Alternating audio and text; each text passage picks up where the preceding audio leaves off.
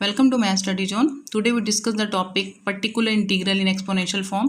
देखिए, मैंने अपने लास्ट लेक्चर में आपसे डिस्कस किया था कि अगर हमें कभी भी किसी सेकंड ऑर्डर डिफरेंशियल इक्वेशन का कंप्लीट सॉल्यूशन निकालना है तो हमें 2 पॉइंट्स फाइंड आउट करने होते हैं। First that is a complementary function and second is a particular integral.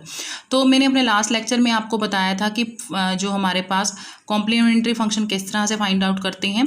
आज जो हम डिस्कस करेंगे वो करेंगे पर्टिकुलर इंटीग्रल के बारे में इन एक्सपोनेंशियल फॉर्म कि अगर हमारा पर्टिकुलर इंटीग्रल फाइंड करना है, अगर हमारा फंक्शन किस में हो, एक्सपोनेंशियल फॉर्म में हो, तो उस केस में क्या रहता है हमारे पास।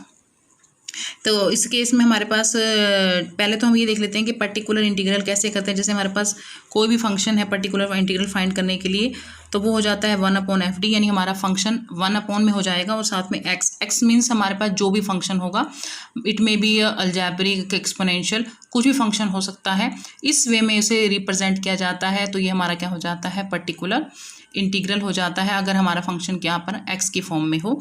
तो अब हम मान लीजिए हम यहाँ एक्सपोनेंशियल की बात कर रहे हैं, उस केस में हमारे पास 2 टाइप ऑफ केसेस बनेंगे। जो केस फर्स्ट है वो हमारा रहेगा कि जैसे हमारे पास कोई फंक्शन है और यहाँ पर एक्सपोनेंशियल फॉर्म, मैंने आपको बोला कि हम एक्सपोनेंशियल फॉर्म डिस्कस कर रहे हैं, तो मैंने यहाँ फंक्शन के साथ x के प्लेस पर एक्सपोनेंशियल फॉर्म ले ली है। तो जो भी एक्सपोनेंशियल के साथ हमारे पास कांस्टेंट होगा वो इसके अंदर पुट कर देंगे, तो ये हो जाएगा हमारे पास FA इंटू EAX, प्रोवाइडेड हमारे पास ये जो पॉइंट है वो क्या होना चाहिए, हमारा नॉन ज़ीरो होना चाहिए। अगर ये नॉन ज़ीरो होता है और हम जो भी फंक्शन पुट करेंगे तो यही हमारा रिक्वायर्ड आंसर हो जाएगा। इसी के अंदर केस सेकंड है कि हमने मान लीजिए कोई फंक्शन था एक्सपोनेंशियल और मैंने इसके अंदर ये वैल्यू पुट की, जैसे एक्सपोनेंशियल मान लीजिए -a ले लेते हैं हम यहाँ पर इसके बजाय। तो हमने क्या किया, जैसे मैंने पुट किया -a, तो ये जो हमारे पास फंक्शन था -a, ये क्या हो गया हमारे पास, ये ज़ीरो हो गया, नॉन ज़ीरो के बजाय ज़ीरो हो गया। तो हमारे पास क्या हो जाएगा, ये बन जाएगा हमारे पास केस ऑफ फेलियर। तो केस ऑफ फेलियर में क्या रहता है हमारे पास, तो हमारा आंसर यहीं पर ओवर नहीं होता। उस केस में हमें क्या करना होगा, यहाँ पर जो भी फंक्शन है उसका फर्स्ट डेरिवेटिव फाइंड आउट कर लेंगे और साथ में कांस्टेंट ले लेंगे वेरिएबल ले लेंगे x, और यहाँ हो जाएगा -ax। अब फिर से हम क्या करेंगे, फंक्शन में देखिए -a है, तो मैं फंक्शन में डेरिवेटिव के अंदर क्या पुट कर दूंगी, -a। अब फिर चेक करेंगे क्या हमारा फंक्शन नीचे वाला ज़ीरो आ रहा है या नॉन ज़ीरो। अगर ये हमारे पास नॉन ज़ीरो है तो आंसर यहीं ओवर हो जाएगा। अगर नहीं होता है, अगर मान लीजिए मैंने फर्स्ट डेरिवेटिव फाइंड आउट किया और ये भी ज़ीरो आ रहा है हमारा, फिर से अगेन एक केस ऑफ फेलियर हो जाएगा। फिर हम क्या करेंगे, x के प्लेस पर x² हो जाएगा और यहाँ पर डबल डेरिवेटिव हो जाएगा फंक्शन का, यहाँ पर हो गया x², फिर से पुट किया हमने डबल डेरिवेटिव में -a, मतलब इट में भी मेन यानी कांस्टेंट 2 3 वटेवर जो भी आपका होगा। उस केस में हमारे पास अगर ये डबल डेरिवेटिव क्या हो जाएगा, नॉन ज़ीरो होगा, तो आंसर यहीं पर आ जाएगा। अगर नहीं होता है तो फिर से हमारा क्या हो जाएगा, केस ऑफ फेलियर हो जाएगा। तो ये प्रोसीजर रहता है केस ऑफ फेलियर का। मीन्स अगर हमारा यहाँ पर फंक्शन जो है वैल्यू पुट करने के बाद कांस्टेंट की, अगर ये नॉन ज़ीरो है देन आंसर यहीं पर ओवर हो जाएगा। नहीं तो हमारे पास केस ऑफ फेलियर में फर्स्ट टाइम में x से मल्टीप्लाई करके फर्स्ट डेरिवेटिव में पुट करते हैं, सेकेंड टाइम अगर दोबारा होता है तो x² और डबल डेरिवेटिव हो जाता है, थर्ड टाइम में x³ हो जाएगा और थर्ड टाइम डेरिवेटिव हो जाएगा। इस तरह से ये प्रोसीजर चलता रहेगा जब तक हमारा ये जो वैल्यू है ये नॉन ज़ीरो नहीं हो जाती।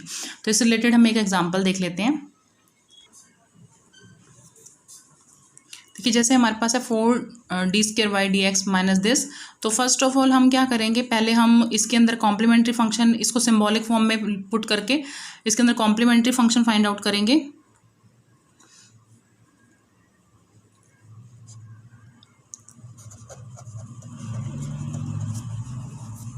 तो इसे हम सिंबॉलिक फॉर्म में चेंज कर लेते हैं। देखिए, सिंबॉलिक फॉर्म में अगर हम इसे चेंज करते हैं तो हमारे पास क्या हो जाएगा, ये that is 4d² plus 4dy minus 3y is equal to e2x। तो यहाँ से अगर हम y कॉमन ले लेते हैं that is 4d², 4d minus 3, यहाँ से y कॉमन आ जाएगा e2x। अब देखिए, अगर ये हमारे पास सिंबॉलिक फॉर्म है तो एक्सिलरी इक्वेशन फाइंड आउट करने के लिए क्या लेते हैं हम, जो भी फंक्शन होता है उसको किसके इक्वल कर देते हैं हम, ज़ीरो के, तो यहाँ से हम इसको फैक्टराइज कर लेते हैं। तो इसके फैक्टर हो जाएंगे 6 and 2, तो ये 2d प्लस 3 -1 2d प्लस 3, तो इसको मैंने फैक्टराइज कर लिया है। तो हमारे पास d की वैल्यू एक तो हो जाएगी 1/2, एक हो जाएगी -3/2। तो मैंने आपको लास्ट लेक्चर में भी डिस्कस किया था, कॉम्प्लीमेंट्री फंक्शन है, द रूट्स आर डिस्टिंक्ट। तो हमारे पास जो CF है यानी कॉम्प्लीमेंट्री फंक्शन हो जाएगा y = e 1/2x C1 e2x and C2 e -3/2x। तो हमारे पास दो कांस्टेंट आएंगे C1 C2, एक तो हमारे पास इसके साथ आ जाएगा और एक 3/2 के x के साथ आ जाएगा। अब हमारे पास राइट साइड में क्या है, एक फंक्शन है जो एक्सपोनेंशियल में है, तो हम इसका पर्टिकुलर इंटीग्रल फाइंड आउट कर लेते हैं। तो दैट इज़, अब देखिए हमारे पास FD क्या हो जाएगा यहाँ पर, ये हमारा FD है फंक्शन, तो that is 4d² plus 4d - 3, साथ में क्या आ जाएगा e2x। अब मैंने आपको बताया था कि ये जो कांस्टेंट होता है यहाँ पुट हो जाएगा d के प्लेस पे, तो ये हो जाएगा 2 का स्क्वायर 4 × 2 -3x। अगर हम इसको कैलकुलेट करते हैं तो हमारे पास आ रहा है 21। देखिए इन केस अगर मैं पुट करने के बाद, देखिए 21 है, that is a non zero number, अगर मैंने पुट किया और इसके बाद ये ज़ीरो हो जाता तो हमारे पास केस ऑफ फेलियर हो जाता, और हम क्या करते, इसी फंक्शन का फर्स्ट डेरिवेटिव कर लेते और यहाँ पर x लिख देते। इस तरीके से चलता। अब हमारे पास जो कंप्लीट फंक्शन जो है वो कंप्लीट सॉल्यूशन क्या हो जाएगा हमारे पास, दैट इज़ CF यानी complementary function plus particular integral, तो वो हमारे पास आ जाएगा C1 e x/2 C2 e -3x/2 और यहाँ से पर्टिकुलर इंटीग्रल है e2x/20। तो यही हमारा इसका आंसर।